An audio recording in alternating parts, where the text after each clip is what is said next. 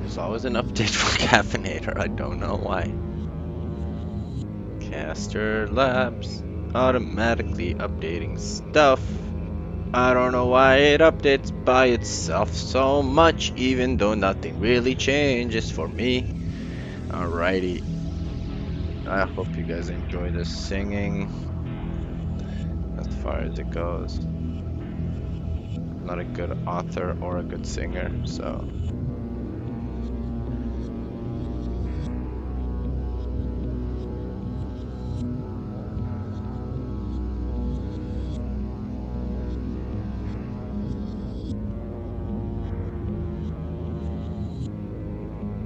Okay, this is not gonna work.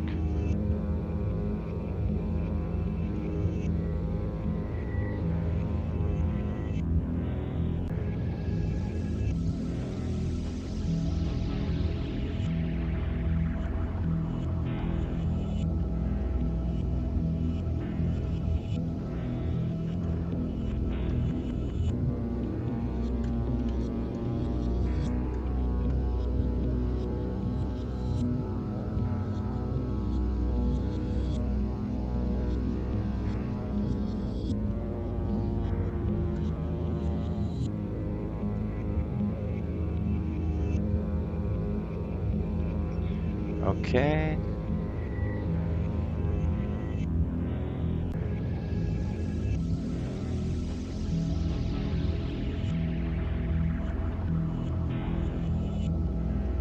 Sorry guys.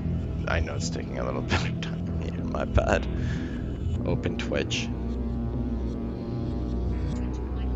Isn't this how most streams start off though? With some technical issues. Alright, I don't know how long I've been live for.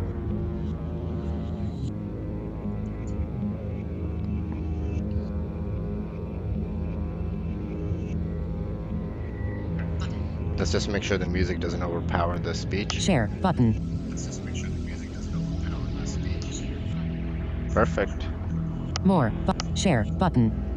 Perfect. Alright, so welcome to the stream, y'all. We're gonna continue the story. First, I do have a quick quick video. It kind of goes over the map of the universe, what we're really kind of working with, of course, right? So I will be playing that in a second. Once that is done, I will be playing the next chapter, chapter 4 of the Lethal Journey. This chapter will focus on John and what he has to do in his mission. I hope the stream sounds good. Hope my voice is not too overpowered. When I'm listening to it on my other phone, it sounds pretty good, so I think we should be okay to go. I will come in here for a quick second, just say, hey guys. I hear something in the background. Who said what in the background? Say that again. Was that you, Jenny? My wife watches this stream. Oh, you do hear a fan in the background. Okay, well. There you go. Alright, thank you for the feedback. You won't hear the fan. That's just through my microphone. But, alright, so let's get it.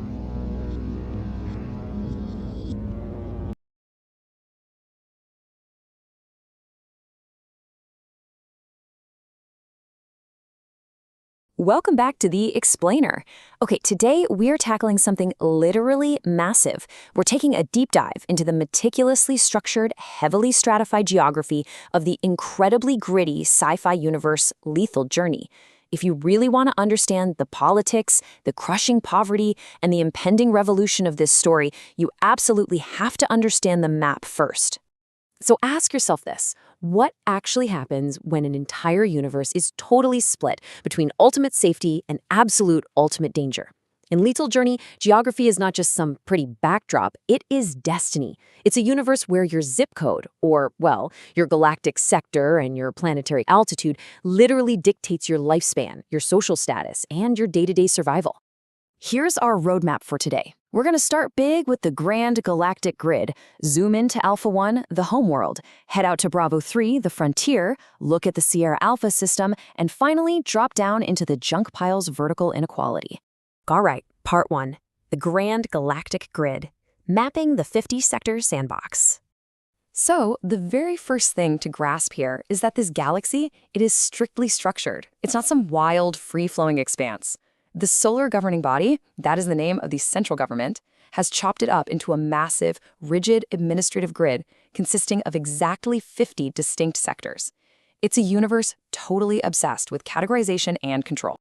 And here's how that administrative grid actually breaks down. You've got primary regions categorized alphabetically from alpha through delta, and they're numbered 1 through 9. Now picture this. Each of these 50 sectors holds about 5 solar systems. It is huge, right?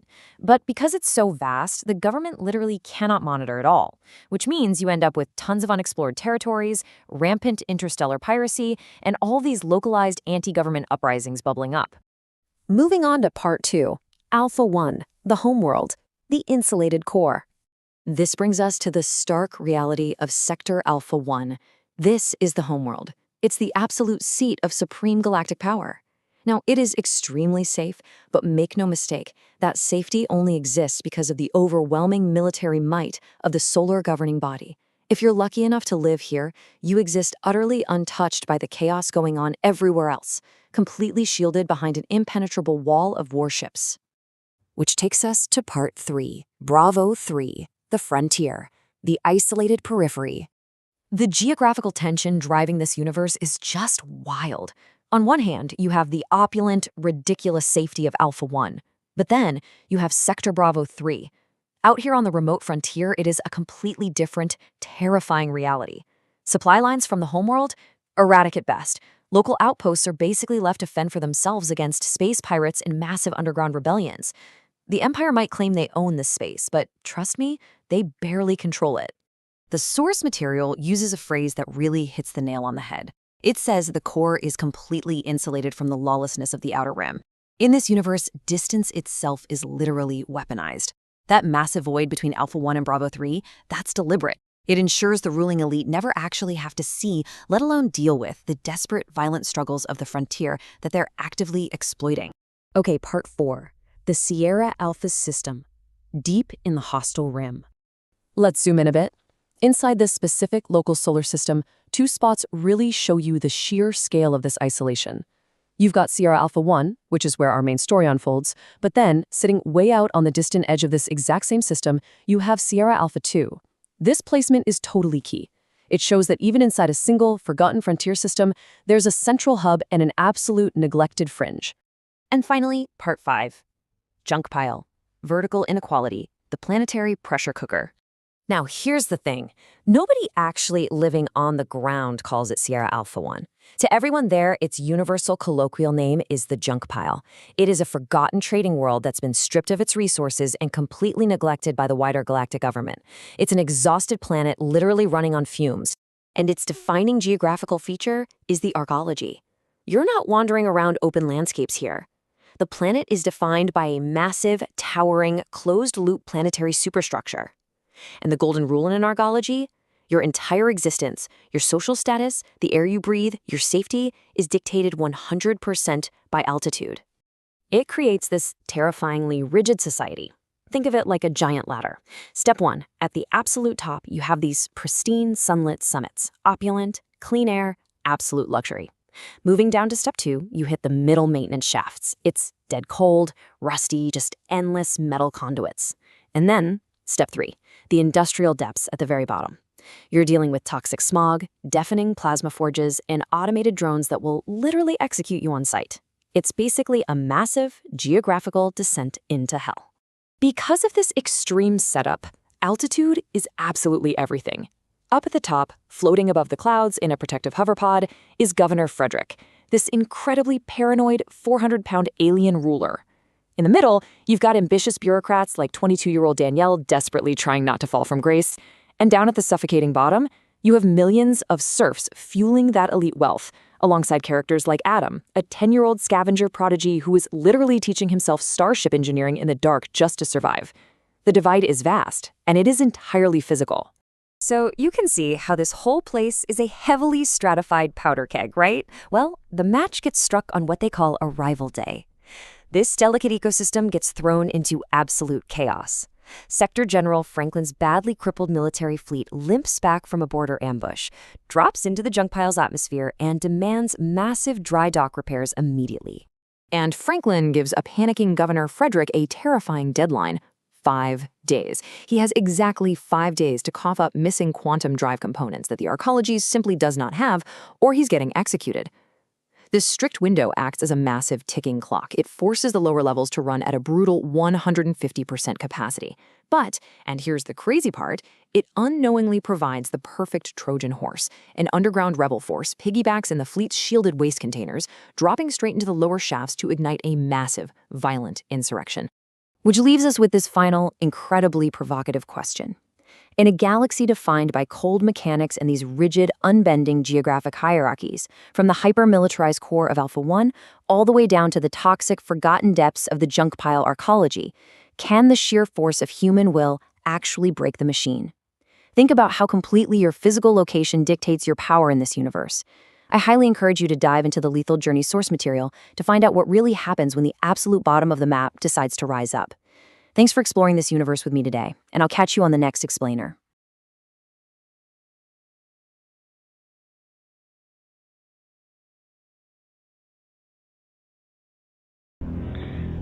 Jenny, I think you cannot subscribe because I'm not monetized in any way. I'm such a small little streamer.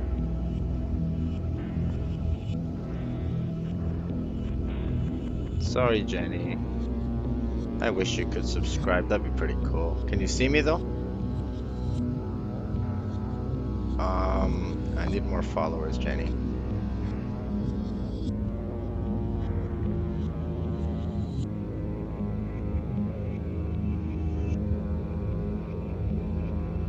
You can't see me. Oh, I know the problem. I got it.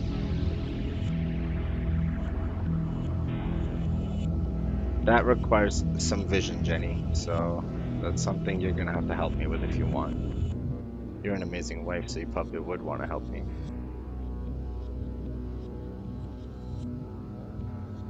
Oh man. Sorry, Jenny, I'm trying to add my camera.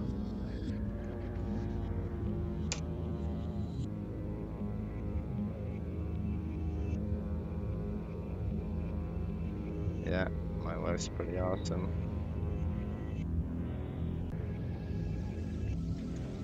Hold on, Jenny. I'm just trying to get my camera back out. I was gonna use the other camera setup, but I decided not to.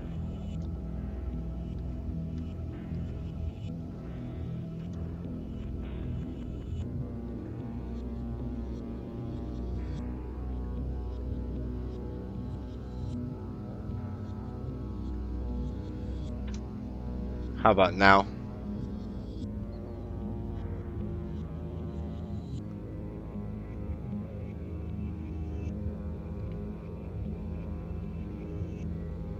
You just see me? Yeah, whatever. Good enough. Good enough. Good enough. And that should be the chat. Alright, guys. Other than with the technical issues being resolved, as long as you guys could see me when I want to, when I want to go on camera, that's good enough for me. And Jenny, I do not think that you should be seeing any of my video feed. Is that right?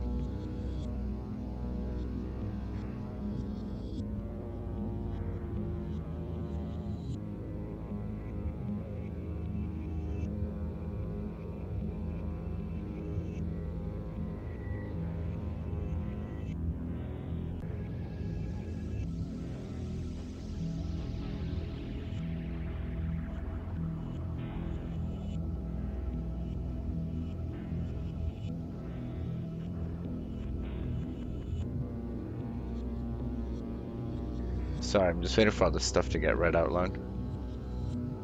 Oh my god, it's saying so much stuff, Jenny.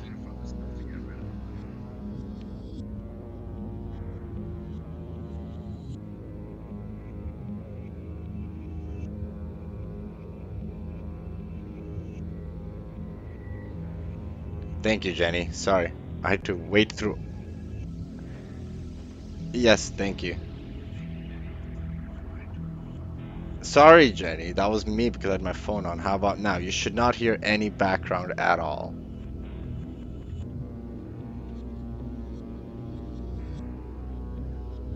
I'll wait for your answer before I get going.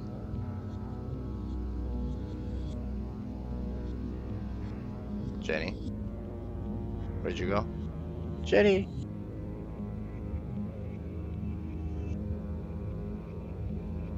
That's because you need to switch to the extended network, the EXT.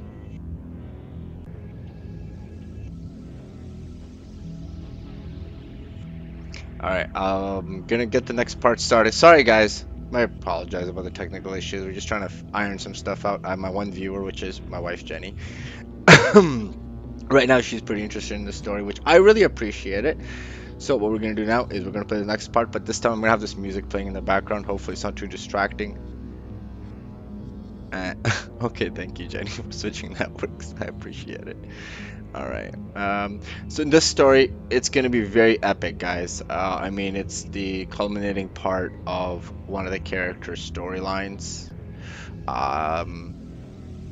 We try to get kind of into his in his head a little bit, trying to figure out what his motivations and so forth are, and you know why he's doing what he's doing. Of course, we're talking about Adam's dad. I'm gonna call him Adam. I'm gonna say it like that. I think it sounds nice. Yeah, his dad John. Why these names? I don't know. It's the first ones that really came to my head, and I'm used to reading science fiction with just like normal Anglo-Saxon names. So those are the ones I'm using, and I think it works for everybody. I mean, who doesn't know a Steve? Who doesn't know a Frank? Or a Fred, or a Danielle, so far, you know, or an Adam, for example. So we are going to continue the story, and I hope you enjoy. And after this, I do have one other thing to play. It's about 30 minutes long, so nobody has to stick around, but I think it's like basically a talk show speaking about my storyline so far and what I've managed to accomplish here. And I would like some feedback on that. I hope I can get that up and running for you guys on my other phone, but we'll see. It's just a theory for now, but let's get going. And as the rap brat would say, let's get it.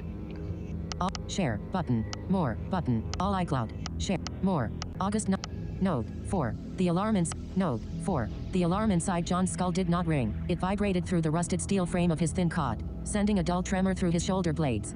He sat up slowly, his lungs instantly protesting against the cold, sulfur-tainted air of the lower residential block. His joints popped like dry twigs. Every muscle in his 6-foot frame burned from 15 hours spent on the welding lines. But physical pain was an old companion. Today was arrival day, and pain was the only proof he was still alive to see it.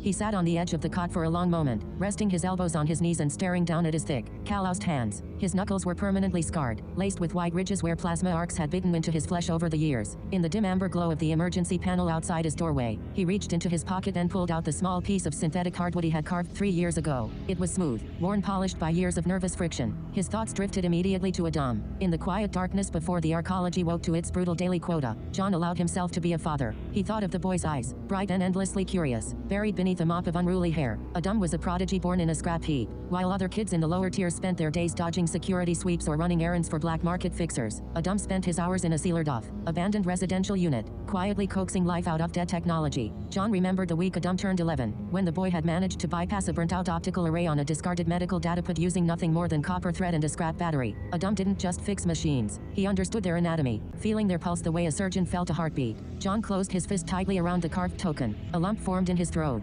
heavy and cold. He loved the boy with a fierce, protective desperation that terrified him far more than Frederick's enforcers ever could. Adam had a mind that belonged in the high-tire research sanctums, not in the toxic smog of the plasma foundries. John knew the odds of surviving what was to come today were razor-thin. If his blood had to grease the gears of this revolution, so be it. But his soul burned with a single, consuming prayer, that Adam would grow up strong enough to navigate the bloodthirsty politics of this arcology, intelligent enough to outthink the tyrants, and brave enough to shield his mother when John was no longer there to stand between them and the dark. John stood up, tucked the wooden token into his inner lining, and pulled his heavy, reinforced work jacket over his broad shoulder. He took a deep breath of the stale air, shoved his fears into the darkest corner of his mind, and stepped out into the corridor. High above the industrial bowels of Sector 7, 300 kilometers into the cold void of space, Sierra Alpha 1 hung like a malignant scab against the black expanse of the universe. From orbit, The planet did not look like a world. It looked like an abandoned slag heap left to rot by a forgotten god. Vast, grease-stained cloud decks of copper-colored smog wrapped around its middle, punctuated only by the jagged, miles-high spires of the central arcology. The structure thrust upward through the toxic atmosphere, a colossal iron needle coated in decades of carbon soot, industrial grime, and frozen chemical runoff. Below the clouds, the surface was a barren wasteland of shattered bedrock and dry ocean beds, pitted with millions of tons of dumped scrap metal from centuries of street mining. Suddenly, the void above the arcology rippled. Space tore open with a violent flash of pale blue radiation as 5 massive silhouettes limped out of quantum transit. Sector General Franklin's flagship, the ironclad dreadnought Vanguard, led the ragged procession. It was a terrifying testament to modern naval combat. The left flank of the cruiser was completely sheared open, exposing darkened crew decks and melted structural ribs to the vacuum. White plumes of frozen maneuvering gas hissed from ruptured conduits, floating like ghost shrouds around the hull. Great black scorch marks streaked across its heavy armor plating where rebel plasma torps had stripped away entire weapon batteries. Behind the flagship, 4 escort corvettes drifted on auxiliary thrusters, their hull plates warped and bubbling from extreme thermal stress, dragging a trail of shattered orbital debris behind them like a wake of broken bones. The fleet did not enter orbit with grace. It plummeted toward the upper docking rings like a falling mountain, thrusters firing out of sequence to arrest its deadly momentum. Down in the pristine, sunlit sanctum of the highest tier, Governor Frederick stood before a 40-foot holographic viewport, sweating profusely through his elaborate velvet robes. His 400-pound frame trembled with an intoxicating mixture of rage and sheer, unadulterated terror. Sweat dripped from his multiple chins, staining his embroidered collar as he stared at the damaged warships clogging his skies. Where are the components? Frederick roared, his voice cracking into an ear-splitting shriek that echoed off the polished marble walls. He spun around, pointing a thick, jewel-encrusted finger at a row of shuddering administrative aides and military officers kneeling on the floor. He wants quantum core regulators, magnetic harness plates. Do you know what Franklin will do to me if those dry docks aren't operational when his boots hit my platform? Governor, ellipsis, please, a senior logistics officer stammered, staring at the floor, his hands shaking violently. The lower-tier foundries, ellipsis, manufacturing efficiency dropped 1% last month. The specialized alloy shipments were delayed in Sector 7. I don't want excuses. I want heads. Frederick screamed, stepping forward and kicking a gilded hollow terminal, sending it shattering across the marble floor. You are sabotaging me. All of you. The council, the warehouse directors, the dock managers. You're plotting with the lower tier filth to make me look incompetent. His tiny, dark eyes bulged with paranoia. He paced back and forth like a caged beast, his heavy breathing sounding like a broken bellows. I want mass arrests. Lock down Sector 4. Arrest every third labor supervisor on the smelting decks. Put the council members in security collars. If I don't have those quantum drives ready in 5 days, I will line every single one of you up on the clean air plateaus and let the execution drones clean the floor with you. He didn't know who was to blame. He had no names, no targets, no hard evidence. His mind, broken by decades of absolute power and sudden, impending doom, could only lash out in every direction at once. He rained down furious threats of total liquidation, completely unaware that his frantic, irrational demands were driving his own security grid into absolute chaos, precisely as the rebellion had planned. While Frederick raged in the clouds, John was moving through the dark, 2,000 levels below the executive suites, deep in the dripping, sound-insulated maintenance conduits of Sector 7. John stood before 12 men and women. They were heavy lifters, dock rats, and plasma torch operators from the lower base. They wore grease-stained work overalls and held industrial tools like weapons. Their eyes were wide, white, and terrified, reflecting the dim red light of the emergency conduits. Listen to me, John rumbled, his voice low and steady as an engine block. Upper deck security is looking at the sky. Frederick is screaming at his own shadows. This is our only window. We get in, we clear the chute, we get out. Nobody panics. Nobody operates off schedule. He turned and led the squad into the central incinerator access shaft. The air here was suffocatingly hot, carrying the metallic stench of superheated iron and burnt oil. Far above them, the massive central freight shaft stretched upward like a hollow mountain, running all the way to the orbital docking ring. At the very bottom sat the Sector 7 incinerator bay, a nightmare realm of automated hydraulic crushers and high-powered plasma evaporators designed to vaporize millions of tons of industrial slag. They ran into their first speed bomb, 50 meters, from the primary access hatch. A sudden, sharp klaxon blared overhead, flashing a harsh amber light across the metal walls.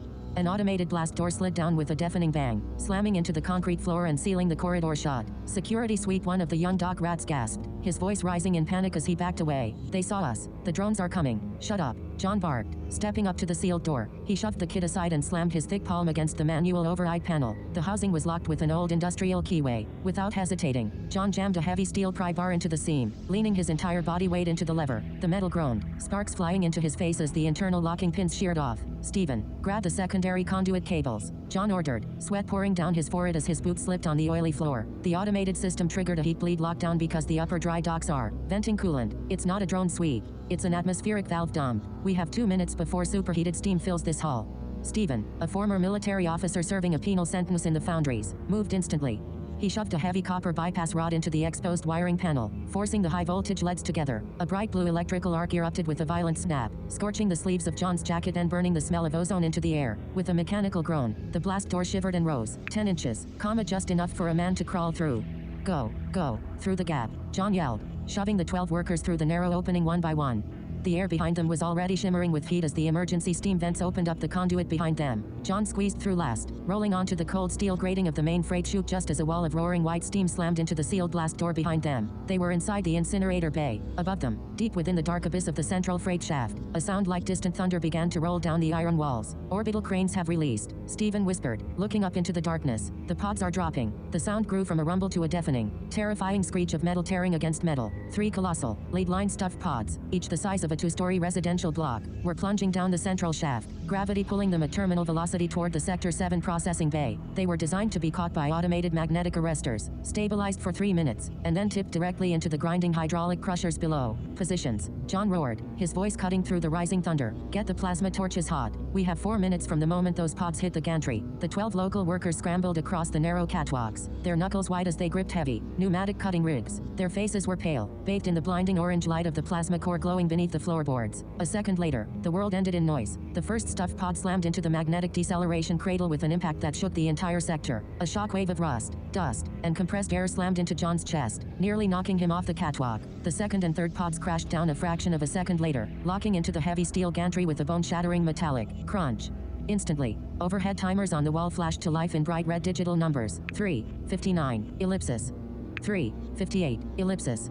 3:57, cut them out, John screamed. The 12 workers leaped onto the steaming, black surfaces of the lead-line containers. Bright white plasma arcs sputtered to life, spraying fountains of liquid steel across the bay. The smell of burning lead and scorched synthetic rubber filled the air. John worked alongside them, his massive muscles straining as he dragged a heavy cutting torch across the primary latch assembly of the central pod. The heat was immense, baking his face and crisping his hair, but he didn't blink.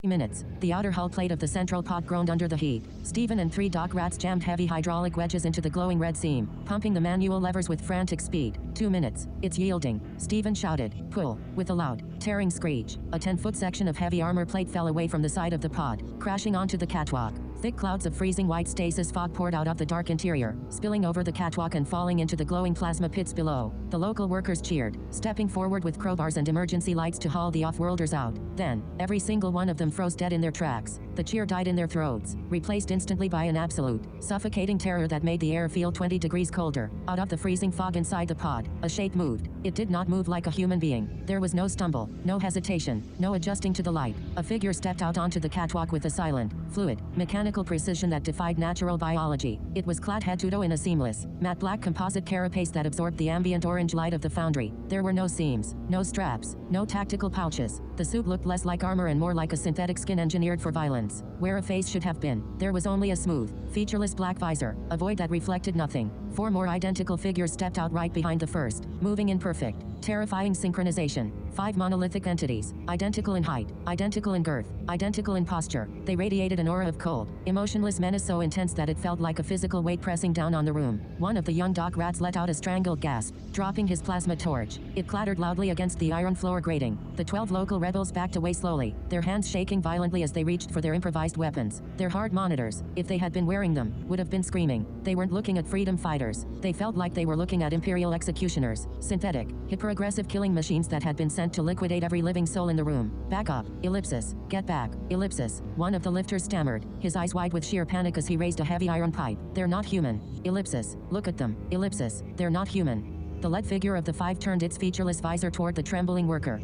The movement was instant, locked on, and dead silent. The atmosphere in the bay snapped so taut it felt as if a single spark would detonate the air. John stepped directly between his trembling crew and the 5 black armored figures. Sweat was dripping off his chin, his chest heaving as the overhead timer flashed red. 0:42, ellipsis. 0:41, ellipsis. 0:40. He looked into the black void of the lead operative's visor. He could feel the hyper-aggressive threat aura pulsing off the squad. The deliberate, terrifying projection of absolute power meant to make every living creature in this galaxy bow down out of sheer survival instinct. Unit 07, John said, his deep voice heavy, steady, and unyielding against the roar of the machinery below. Welcome to the junk pile. The lead figure did not speak. It simply held John's gaze for 2 agonizing seconds as the hydraulic crushers above them began their heavy, automated descent. The digital display above the crushing mechanism flashed in brutal crimson. 0:39, ellipsis. 0, 38, ellipsis. 0, 37. The air in the Sector 7 incinerator bay was so hot it scorched the back of John's throat with every breath. Yet his 11 surviving dock workers stood frozen, paralyzed by a cold, primal terror.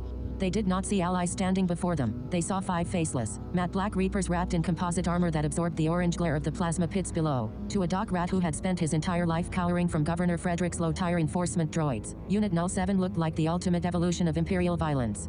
Lower the iron, Marcus, John said quietly, stepping further into the gap between his crew and the 5 black armored figures. His deep, gravelly voice was low, devoid of panic, vibrating with a steady, paternal authority that instantly cut through the roaring hiss of the superheated steam vents. Marcus, a 20-year-old heavy lifter whose hands were shaking so violently his iron pry bar clattered against his belt buckle, swallowed hard. John, ellipsis, look at him. They ain't human. They came out of a stasis pod built for toxic slag. If they pull weapons on us, they are on our side. John interrupted, turning his head just enough to catch Marcus's wide, bloodshot eyes in his peripheral vision. Look at how they stand. Look at their posture. They aren't aiming at your chest, Marcus. They're covering the access hatches. They're covering us. John took a slow, deliberate breath, letting his own broad, 6-foot frame act as a wall between his terrified men and the off-worlders.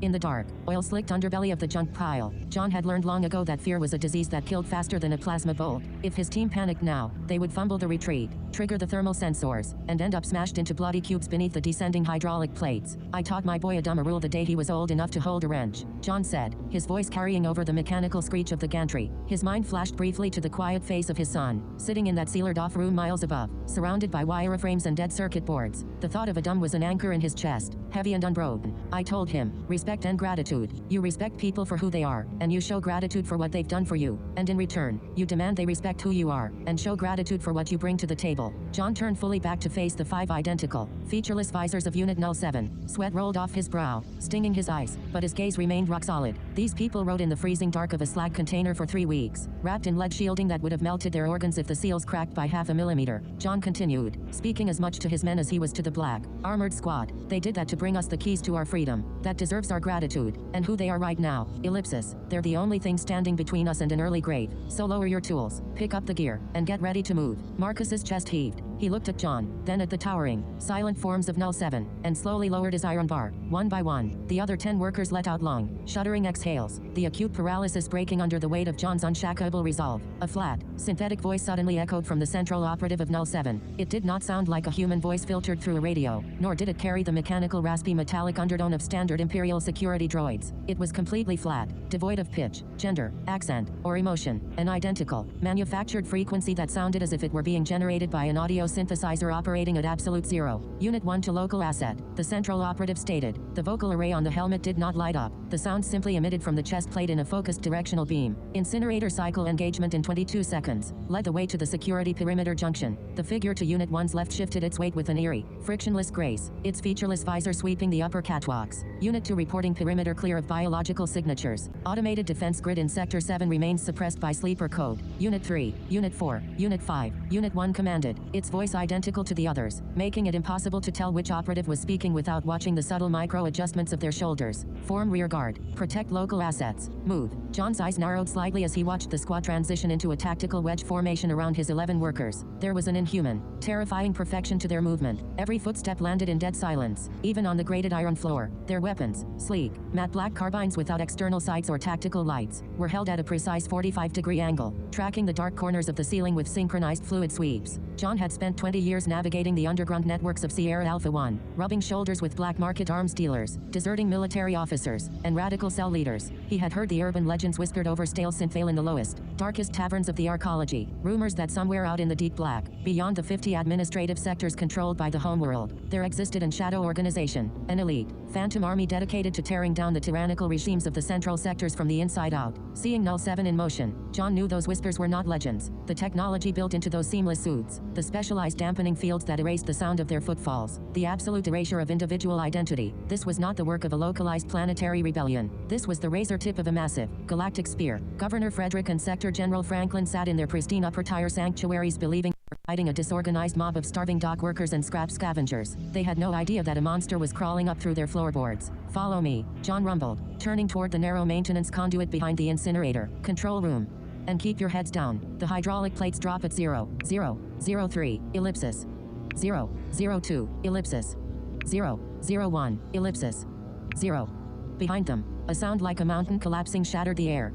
The colossal steel crusher slammed down onto the empty stuffed pods with a violent, air-compressing thud that rattled John's teeth inside his skull. A wave of pulverized lead dust and superheated air shot down the conduit, stinging their backs as they plunged into the dark, narrow service tunnels of Sector 7.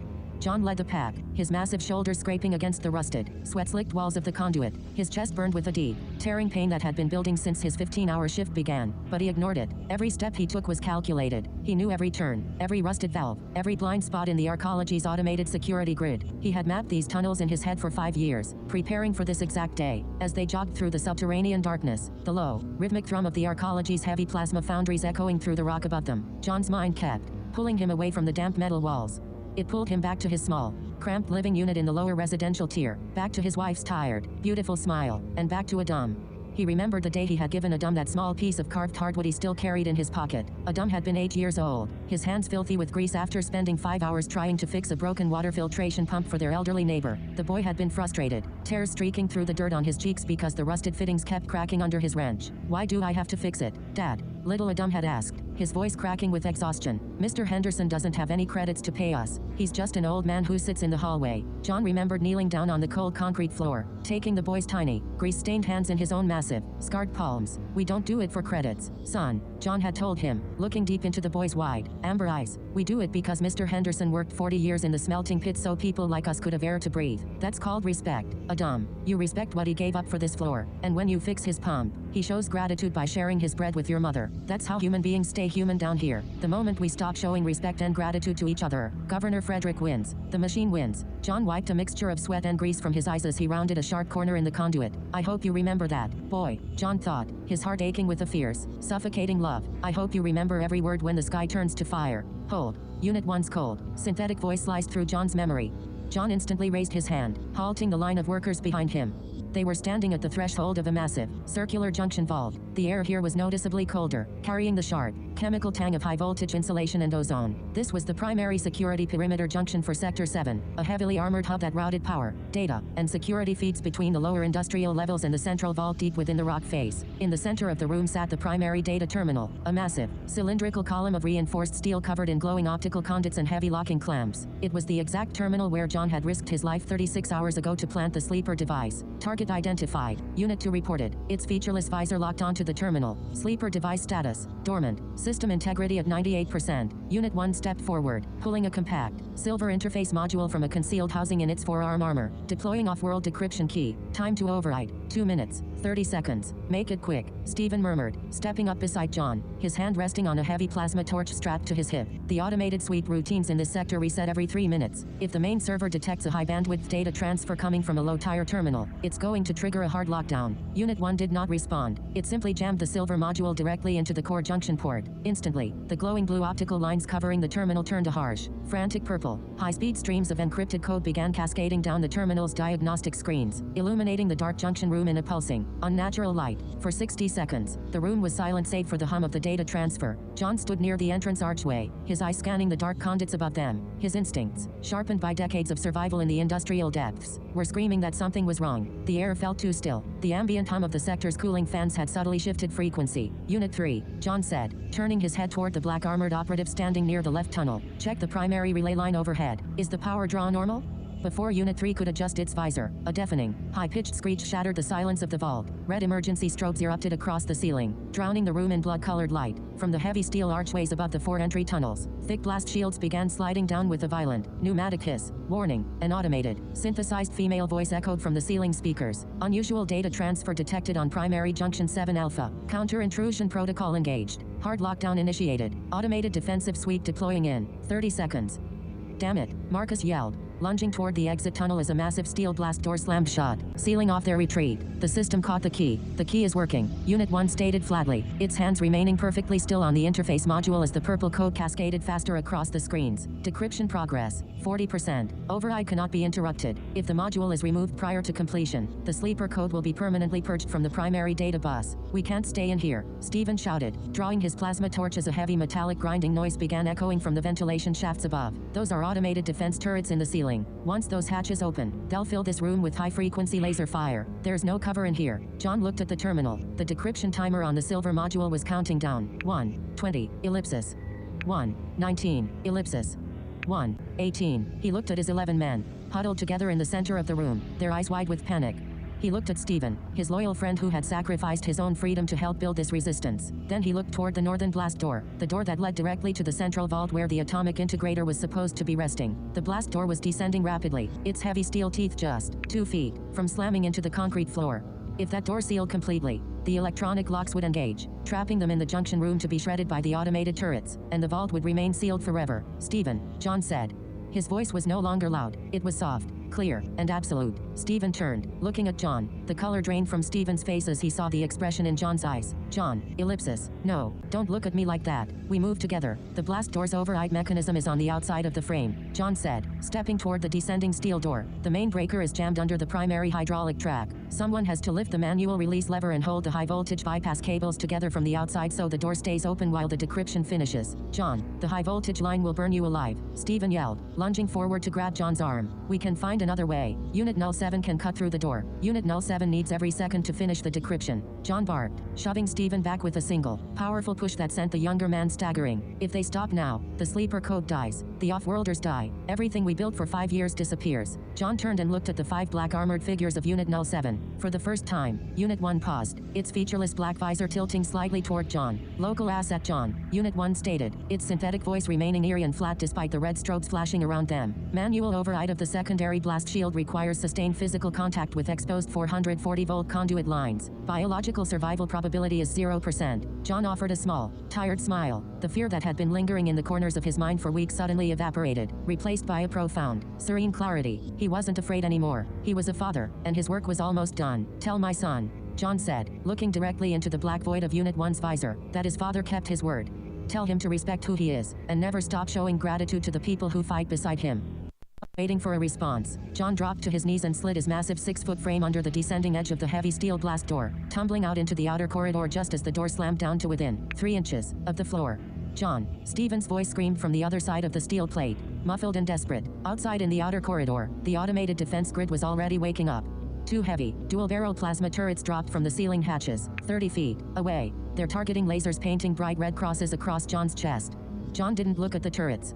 He scrambled to his feet, lunging toward the open high-voltage junction box mounted beside the blast door. The heavy copper bypass cables were thick, frayed, and humming with lethal energy. For a dumb, John whispered, his hands steady as iron. He grabbed the 2 raw, exposed high-voltage cables with his bare, calloused hands and slammed them together against the manual override terminal. A blinding, violent blue explosion of electrical energy erupted instantly. Thousands of volts of raw industrial current surged through John's hands, shooting up his arms and tearing through his nervous system. His body seized violently, his muscles locking into absolute rigidity as the smell of burning flesh and scorched fabric filled the narrow corridor. The electric shock was an agonizing inferno that tore through every cell in his body, but John did not let go. His fingers, fused to the copper wires by the extreme heat, held the circuit tight.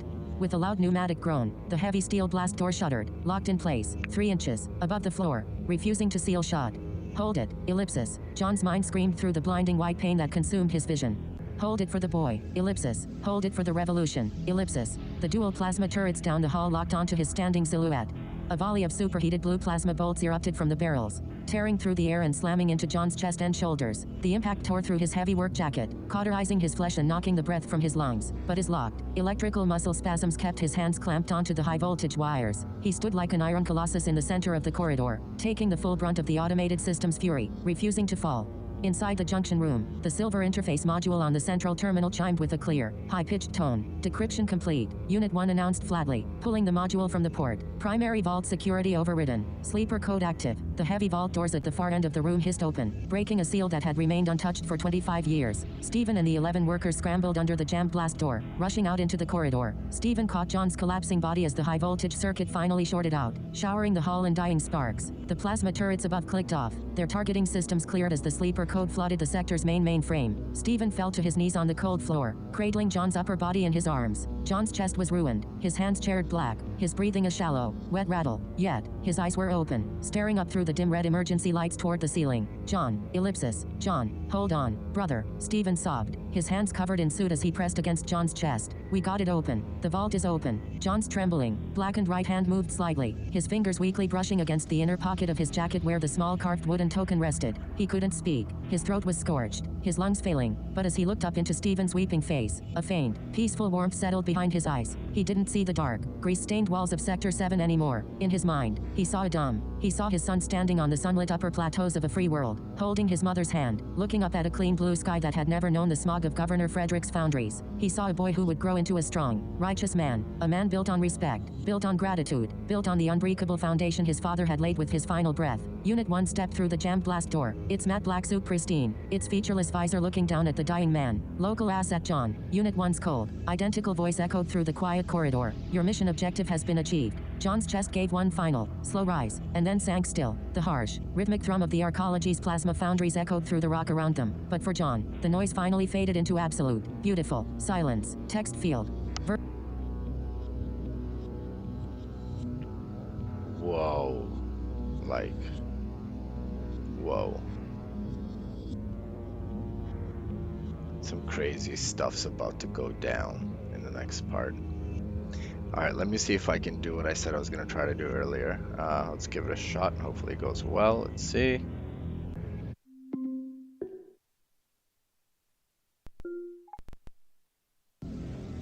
Notebook, active. Notebook LM is now Gemini Note. Notebook LM is now. Let's go. Let's go. But. Bang. Warning sign.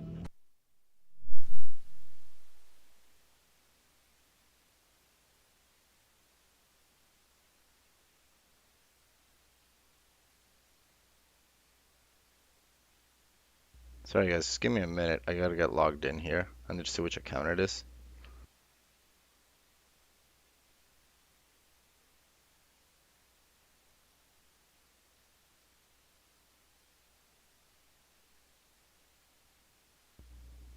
I'm still here though.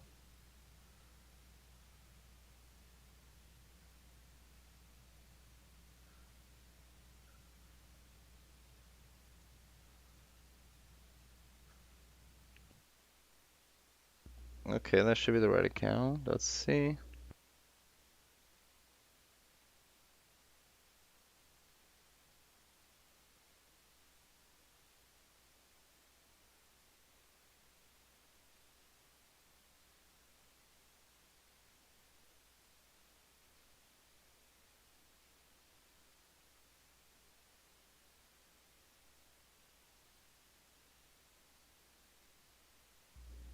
Alright, so yeah, I'm gonna have to play it off my different phone. Just give me a minute to get that set up.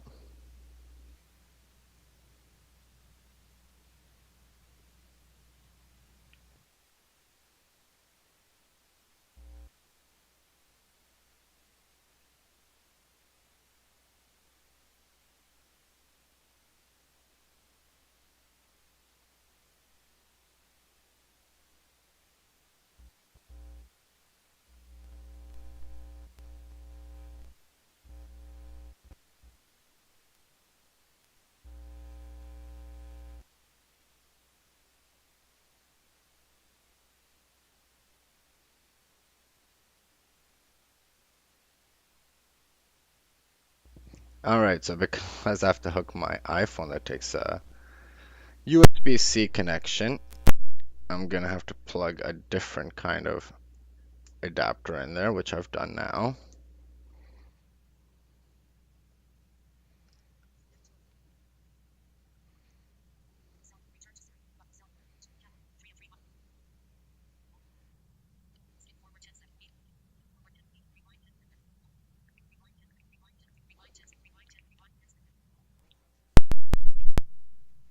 Media playback button. Media If playback. I asked you, sitting Speech there off. listening to this right now, Alright. how you would go about Alright, so this is basically a podcast that I've created which talks a little more about the lore of the story. I'm going to be back in about 25 to 30 minutes while this plays. I'm still around listening to the chat, so if you guys have anything to say, feel free to say so and I'll respond in the chat. Talk to you soon. Speech on. Speech off.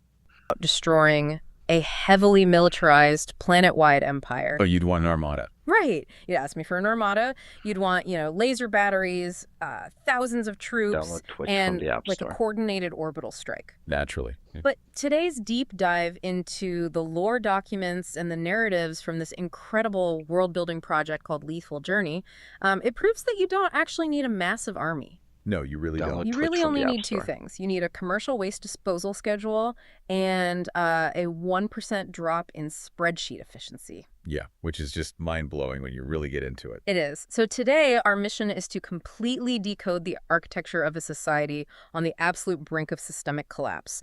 And we are going to examine how this massive, deeply oppressive system gets pushed over the edge within a really terrifying 5-day window. It is an incredible study in systemic fragility. I mean, we are looking at a closed-loop environment where the sheer weight of its own logistical bureaucracy Yep. becomes the very mechanism of its undoing. And to understand that bureaucracy, we really have to look at the setting first. Because all of our source material today centers on this place called Sierra Alpha 1, Right.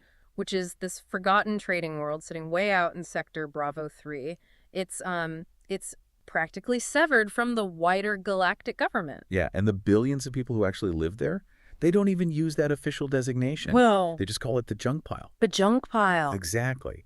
And this entire civilization, it doesn't span continents like we would think of a planet. Right. It operates entirely inside a single, massive, towering arcology. And the physical verticality of this arcology, it isn't just, a dramatic architectural choice for the lore. It's No, it is the defining structural reality of their whole society. Yeah, it is the literal physical manifestation of absolute inequality. Because up at the very top, like way above the cloud line, you have these pristine, sunlit summits. Oh, yeah. We are talking about synthesized, clean air, absolute luxury, opulent administrative sanctums. Yeah. It functions as a hermetically sealed bubble of pure isolation for the ruling elite. Right.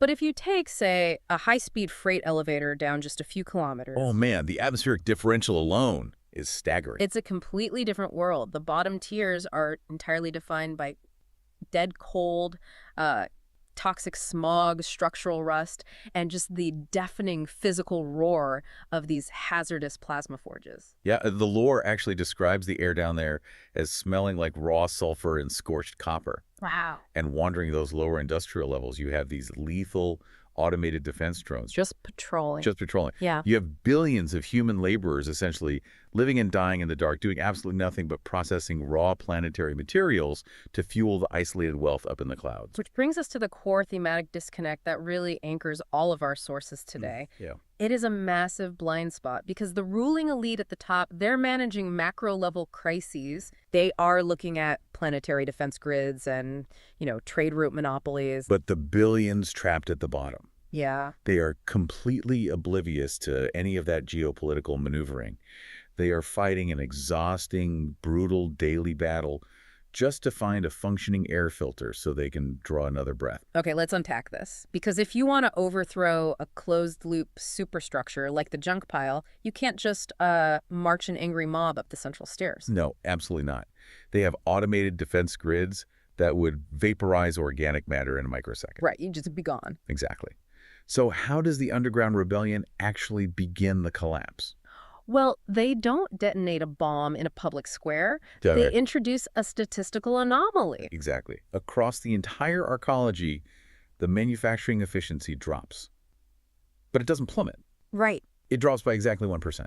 Now, wait, I'm struggling with this a bit because you know how in your line of work, if you were looking at a massive quarterly data report and you see a 1% variance, you might just chalk it up to seasonal noise or like a rounding error. Oh, 100%. It's margin of error stuff. Right. So if I'm a planetary ruler, why wouldn't I just, tighten security on the factory floor? Why is this a massive deal? Well, it's because of the psychology and the physical reality of the ruler himself. Okay. At the top of this hierarchy is Governor Frederick. He is a 400-pound alien ruler who governs from inside a hovering, heavily armored protection pod. Wow. Okay. And that pod isn't just for show, right? It is a vital life support system. Oh, so he's completely vulnerable without it. Absolutely. And because of that, he is absolutely consumed by systemic paranoia. Ah. When he sees a 1% drop in output, he doesn't see mechanical failure. His paranoia filters that data into evidence of administrative incompetence, or worse, a deliberate, calculated coup by his own inner council. Oh, wow. And because he is terrified of his own shadow, he immediately rolls the problem downhill. Yeah. He grabs a woman named Danielle, who is this 22-year-old, fiercely ambitious human bureaucrat who climbed the ranks a bit too fast. Yeah, she's a prodigy in the bureaucracy. Right. And he gives her a brutal ultimatum. He tells her to find the scapegoat for this efficiency drop in exactly 1 week, or he will have her executed. What's fascinating here is the sheer logistical brilliance of the rebellion's strategy. This 1% drop is a highly calculated, surgically precise sabotage campaign. Right. The source documents detail how operatives in the lower levels are introducing microscopic fractures into primary atmospheric scrubber valves. Wow. Microscopic. Yeah, they are quietly routing small, specific shipments of raw alloys directly into the incinerator chutes. So they're just burning the profits, basically. Exactly. And it is the exact threshold of failure required to induce administrative panic among the elites. Oh, but without tripping the algorithmic alarms that would trigger a full-scale, arcology-wide military lockdown. You nailed it. It's like an autoimmune disease. Ooh, I like that analogy. Yeah, but like perfectly calibrated. The rebels are making the body of the arcology attack itself just enough to cause a severe fever, but not enough to trigger the emergency life support systems. Right. If you're Danielle, how do you even fight an enemy that looks like a rounding error? Precisely. Because she is ordered to find a singular mastermind. But the enemy is actually 1,000 tiny, invisible cuts. Yeah. The rebellion forces the ruling class to look inward, to hunt shadows and turn on each other. Yeah. Which effectively blinds them to the true, massive threat gathering right beneath the floorboards. And the person coordinating this microscopic sabotage at the ground level is a guy named John. Yeah, John. Now, on paper, John is just a heavy laborer. He's a guy covered in plasma burns from working the lower welding lines. Just a normal worker. Right. But secretly, the lore describes him as a level 10 technological penetrator. Yes. And I want to clarify that because when I first read it, it sounded like a video game stat. Oh, I know. It sounds like an RPG class. Yeah. But it's not an arbitrary ranking. In the context of this universe's progression matrix, a level 10 designation means his localized knowledge and physical augmentations allow him to spoof the arcologies as root-level firewalls. Oh, okay. So he isn't just typing passwords. No. His biometric signature has likely been physically altered to bypass deep system security. Wow. He is navigating these lethal service conduits, bypassing primary sensor sweeps, and physically planting dormant sleeper devices directly into the arcology's main data bus. That is intense. And while John is down in the rust planting these digital bombs, we really have to look at the psychological toll this takes on the people at the top, specifically Danielle. Yes. Because the sources give us this incredibly rich, mechanical backstory for her. Yeah. She isn't just a cold villain sitting in a clean room. Not at all. Her backstory is rooted in the brutal logistics of survival. Yeah. She originally came from a world called Faradun. It was a vibrant, green, breathing world with blue oceans and emerald forests. It's the complete opposite of the junk pile. Exactly. And she had a childhood friend there named Genji, a brilliant kid who could reverse engineer any broken piece of tech. Right. The text mentions them finding an ancient, waterlogged atmospheric sensor in the mud, and Genji spending days manually rebuilding it just to understand the underlying mechanics of how it measured barometric pressure. That's such a great detail. But then her family tried to emigrate, right? Yeah. They pooled all their credits to buy passage on a transport vessel to the outer sectors. But halfway through transit, deep in unmapped drift space, the ship's reactor suffered a catastrophic containment failure. And the physics of that failure meant they were left drifting in dead space for weeks, totally exposed to the elements. Yeah. By the time a salvage tug finally detected their distress beacon and towed them to the junk pile, Danielle's parents had already died from the toxic, ambient radiation leaks aboard the ship. Oh, man. So she was entirely alone? Completely alone. To keep from being swallowed by the flooded, crime-ridden ground floors of the lower tiers, she essentially scrubbed her accent, buried her past, and traded her innocence for pure ambition. She had to. Yeah. She actively suppresses the memory of her green homeworld and her friend Genji because nostalgia is a cognitive weakness she literally cannot afford. Right. She is fighting for her survival just as desperately as the laborers at the bottom of the tower. She's just doing it in a cleaner room. Which really grounds these massive spacefaring concepts in very primal survival mechanic. It does. It humanizes the bureaucracy. But just as this subtle, slow-burn sabotage is really taking hold and Frederick's paranoia is peaking, the macro-level reality crashes into the arcology. Well, it really does.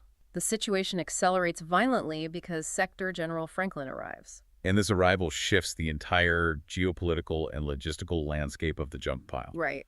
General Franklin is the military commander of the Border Patrol.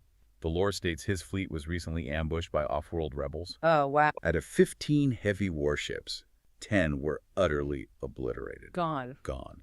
The surviving 5 are limping toward the junk pile, critically crippled. And he contacts Governor Frederick with an impossible logistical demand. Yeah, he does. He needs massive structural dry dock repairs and, crucially, rare magnetic core regulators for their quantum drive. Which is a huge problem. Right. Because without these specific regulators, ships cannot manipulate local gravity wells. They are permanently grounded. Yeah. And the junk pile simply does not have the industrial infrastructure to manufacture these parts. Not at all. But Franklin doesn't care about supply chain limitations. He gives Frederick exactly 5 days to produce the parts and prepare the dry docks, or he will publicly execute the governor. 5 days. That 5-day deadline is the structural framework for the rest of the narrative. Yeah. It forces an already volatile paranoid system into absolute overdrive. Yeah. Frederick knows he is trapped. Right. He can't synthesize the regulators, and his local defense drones cannot repel Franklin's heavy warships. So what does a paranoid tyrant in a life support pod do when backed into a corner? Nothing good. No. He orchestrates a horrifying public spectacle to manufacture an illusion of control. Yeah. Frederick takes 3 high-ranking inventory council members and has them literally executed by rusted maintenance drones. Brutal. It's awful. And then he has his guards arrest 100 top factory workers from the lower levels, drag them all the way up to the pristine, sunlit, clean air plateau at dawn, and executes them simultaneously. It's a calculated, desperate mechanism of terror. Yeah. By doing this, Frederick is forcing Franklin into a reluctant political stalemate. Oh, I see. He's demonstrating supreme ruthlessness, proving that he controls the population and the underlying infrastructure. He is essentially daring Franklin to burn the whole planet down. Which would mean Franklin never gets his ships fixed. Exactly. Wow. But while the military leaders are locked in this macro-level standoff, the rebellion is executing an absolute logistical masterstroke. Yes, they are. Because General Franklin's arriving military convoy, it is unwittingly acting as a Trojan horse. If we connect this to the bigger picture, it is the ultimate systemic irony. Yeah. The Empire's own heavily armored military apparatus is being used to smuggle the primary invasion force right past their own planetary defense sensors. Okay, when I read this part in the sources, I had to stop and reread it to understand how this was even physically possible. It's wild. It really is. The rebels are hitched to the blind spots on the lower hull of Franklin's flagship inside these massive lead-lined waste containers. Right. In the lower tiers, they call them stuff pods. Normally, these are used to haul highly toxic industrial slag out of the system. And the logistics here are crucial. Okay. Because these pods are heavily shielded with dense lead to prevent industrial radiation from leaking into space, they are also completely opaque to the arcology standard biological and life science scanners. Oh, wow. Yeah. The planetary defense grid looks at the flagship, scans the hull, and registers those pods as inert toxic mass. Right. But how do human beings survive in pitch-black trash cans hitched to the outside of a starship for weeks in sub-zero dead space? Well, the text explains that the extraction team inside survives by intentionally inducing a chemical cryogenic coma. That sounds dangerous. Oh, incredibly. They slow their heart rates down to roughly 1 beat per minute, effectively turning themselves into biological cargo. Wow. This minimizes their oxygen consumption and completely masks their thermal signatures, fooling the ambient temperature sensors on the flagship's hull. And these rebels aren't just foot soldiers. They're carrying the vital cryptographic decryptor codes needed to activate the dormant sleeper device that John planted in the arcology's main data bus. But the extraction window is where the physics of the arcology make this terrifying. Because they can't just stay in there. Exactly. When the fleet docks in 5 days, automated heavy-duty cranes will detach these waste pods from the hull and drop them straight down the central freight shafts to be incinerated in Sector 7. Right into the fire. So John has to assemble a ground team of heavy lifters and dock rats, wait at the very bottom of this lethal freight chute, and manually cut the off-worlders out of the pods. Yeah. And they have exactly 4 minutes. 4 minutes. That is no time at all. We have 4 minutes to cut through heavy lead bulkheads, pull the comatose team out, and clear the blast zone before the automated hydraulic crushers engage and flatten the pods and anyone inside them into compacted scrap metal. Think about the rigidity of bureaucratic systems in your own life. Oh, sure. When a system is entirely obsessed with strict automated processes like an automated waste disposal schedule running on a fixed timer, it creates massive logistical blind spots. Yeah, that makes sense. The ruling class relies so heavily on their algorithmic security grids and rigid protocols that they never stop to think an enemy might exploit the physics of the garbage chute. It perfectly illustrates how strict adherence to protocol is actually a fatal vulnerability. The Arcology's defense sensors are calibrated to look for unauthorized quantum signatures and approaching armadas. They are not calibrated to look at the trash. Meanwhile, as the military preps for a planetary standoff and the rebels prepare for this physics-defying 4-minute extraction, Yeah. the actual future of the planet is quietly being built by a preteen in the forgotten depths of the junk pile. Yes. We shift focus to Adam. He is John's son, roughly 10 to 12 years old, Right. and he is driven entirely by a desire to alleviate his parents' suffering. He watches them work these grueling 15-hour shifts on the welding lines, coming home physically broken and covered in thermal burns. It's heartbreaking. It really is. And he wants to engineer a way to save them. So he begins this incredible digital awakening. And his physical journey through the lower levels requires an intense understanding of his environment. Yeah. The source documents detail him navigating these lethal utility bridges. Imagine having to cross 200 feet of empty space over a pitch-black industrial chasm. Just one slip and you're gone. Right. And he is walking on a razor-thin gridiron floor meant only for magnetic maintenance droids, Wow. while the ambient heat venting from hidden generator manifolds pushes the surrounding air temperature into the high 90s. And he's doing this just to reach a heavy reinforced maintenance hatch. Yep. But it's sealed by a biometric locking plate. Now, Adam doesn't have a military-grade cyber deck. He has a cracked data pad he salvaged from a recycling chute. It's basically garbage. Yeah.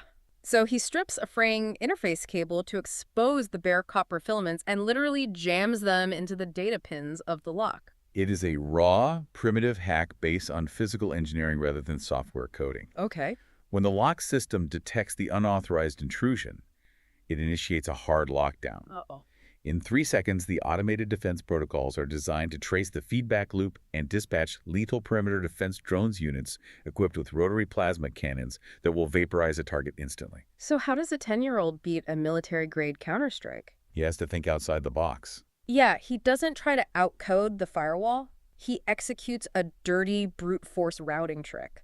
He severs the primary data line and manually short-circuits his datapad's internal power cell. Right. He dumps a massive, unregulated surge of raw voltage directly down the interface cable. It's a suicidal gamble. If the voltage arcs backward, it stops his heart. But it works. It works. The surge overloads the lock's physical relays before the software can dispatch the drones. Lock blows open, and he scrambles into an abandoned residential unit that was sealed off a decade ago. And this abandoned unit is an absolute goldmine for a scavenger. Oh, I bet. Because it was hermetically sealed off during a sector breakdown 10 years prior, it hasn't been stripped by other scavengers. Right, it's untouched. He manages to salvage pristine micropower regulators and clean data bridges. He uses these components to fully rebuild his cracked data pad, hardwiring it to push its processing architecture far beyond its original factory specification. He also finds a massive offline data library inside the apartment, and he boots up a flight simulator from the library. But the lore makes it clear this isn't a video game. No, it's a training tool. Yeah, it is a highly realistic, interactive, virtual engineering workspace. It displays a complex wireframe schematic of a wrecked atmospheric shuttle. The hull is buckled, the life support matrix is fried, and Adam controls this tiny, squiggly avatar in the simulation to manually repair the ship. The mechanical detail here is incredible. It is. Every time he figures out how to physically rewire an auxiliary power bus around a blown capacitor bank in the simulation, he's directly building his real-world engineering intelligence. Yeah. He is learning the intimate nuts and bolts anatomy of how advanced starships manage thrust, gravity, and life support. Here's where it gets really interesting, because there is this beautiful poetic parallel happening. Oh, definitely. Up in the pristine towers, Danielle is desperately hunting the security archives, trying to find the hardened rebel mastermind causing the 1% efficiency drop. But the Whisper anomaly reports she keeps finding from the middle-tier maintenance supervisors aren't about a rebel commander. They describe a 10-year-old kid with an uncanny genius for electronics, slipping through sealed hatches by short-circuiting locks with salvaged copper. And those specific reports triggered Danielle's deeply suppressed memories of Genji, our childhood friend from Faradun, who used to rebuild barometric sensors in the mud. Wow. Adam is essentially the ghost of her past reaching out across the vertical gulf of the arcology. She is actively hunting for a scapegoat to execute, but she is finding a mechanical reflection of the innocence she had to destroy to survive. And it speaks directly to how the arcology classifies knowledge. Yes, the sources explicitly detail this through the lens of a progression matrix. Okay, explain that. Well, the ruling system of the junk pile is rigidly vertical. You stay in your tier, you only know your specific job function. Right. But Adam's knowledge is localized and horizontal. His high intelligence and dexterity stats come from reverse engineering fried circuit boards and physically scaling cable webs. Ah, I see. It allows him to move horizontally across sealed sectors and vertically through the data networks, completely outside the established algorithmic rules. He is unknowingly arming himself with the exact mechanical knowledge required to pilot the vessels that will eventually become the centerpiece of the coming revolution. Okay, so we know Adam is acquiring the knowledge to fly, and John is gathering the heavy lifters to physically crack open those stuff pods. Right. But that brings us to the actual payload. What is the ultimate goal of the rebellion, and who exactly is inside those freezing, lead-lined waste containers? This is where the localized ground-level rebellion intersects with a much larger galaxy-shaking ideological war. Oh, wow. The team inside the pods is designated Unit 07. They are an elite, hyper-aggressive external extraction squad. And the physical description of them is absolutely terrifying. Oh, it is. The unit consists of 4 surgically altered human clones and 1 alien known as Echo 6, or the Blank.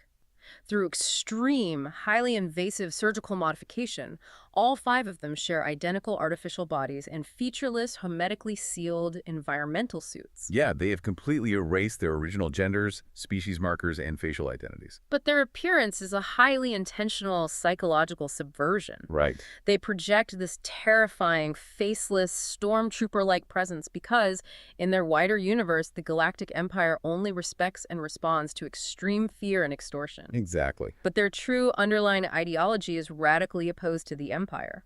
They are fighting for an end to forced labor, for abundant resources for all species, and for peaceful coexistence. They recognize that the billions of laborers suffering at the bottom of the junk pile are victims of the exact same greedy administrative elites who destroyed Echo 6's civilization. Right. Because as it turns out, there is a massive dark history here tying the macro and the micro together. This raises an important question. Why is Unit 07 actually here, risking a cryogenic coma in a trash pod? What is the physical prize? Right. What are they after? They aren't just here to assassinate Governor Frederick. John's sleeper device, the one he planted in the main data bus, is programmed to open a highly classified, heavily shielded vault hidden deep within the arcology's foundations. Yeah. And that vault was built specifically to house the atomic integrator. The ultimate technological prize. Yeah. The atomic integrator is an ancient alien matter conversion device. We are talking about a machine that can transform any raw material into any physical object by entirely resequencing its atomic structure. That is insane. You put in toxic slag, you get out pristine micropower regulators or food or clean water. It bypasses all standard manufacturing, supply chain, or resource limitations entirely. It is the literal cure for scarcity. And 25 years ago, an elite human exploration fleet encountered Echo 6's peaceful civilization, who originally possessed this technology. Consumed by logistical greed, the human military demanded absolute control of the device. When the aliens resisted, the humans didn't negotiate. They orbital glassed their entire planet, eradicating the population just to steal the integrator. Echo 6 is one of the very few survivors smuggled away during the bombardment. It's such a brutal history. It is. So you have John's team and Unit 07 orchestrating this insane 4-minute extraction at the bottom of a trash chute. Right. They successfully cut through the lead, wake the clones from their comas, fight their way through the automated security grid, and they finally breach the heavy vault doors to reclaim this galaxy-saving device. And what do they find? Nothing. Nothing. The containment pedestal is completely empty and choked with decades of undisturbed dust. The device was moved long ago. It is such a massive structural twist. You build up this entire heist, you smuggle in off-worlders on the hull of a warship, you risk planetary execution, and the vault is completely empty. Which fundamentally...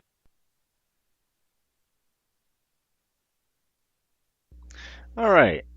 Well, that's getting a little too far of really where I want it to be, so we're gonna have to go back Speech to on that. portable. Notebook. One Active. second. Actions available.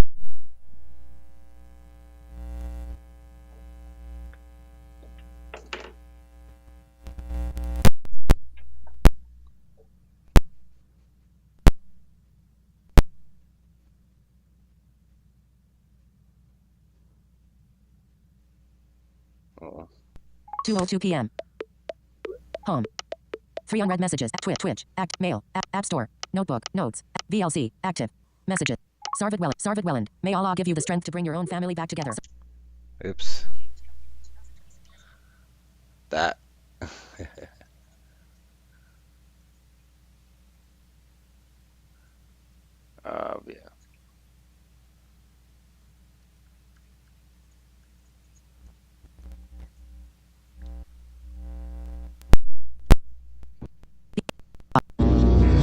There we go. All right, we are back.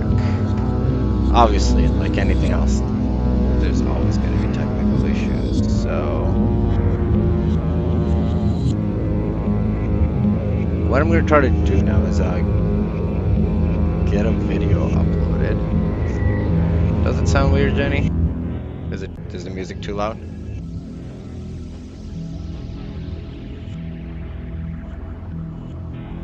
Gonna go black for a second though.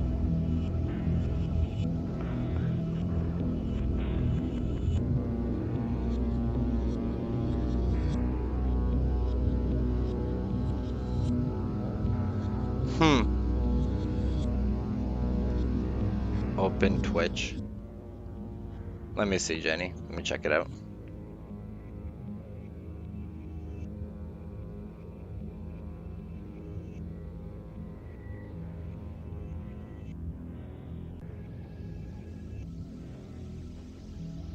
Let's test it out, Jenny. I'm just trying to listen on my other phone.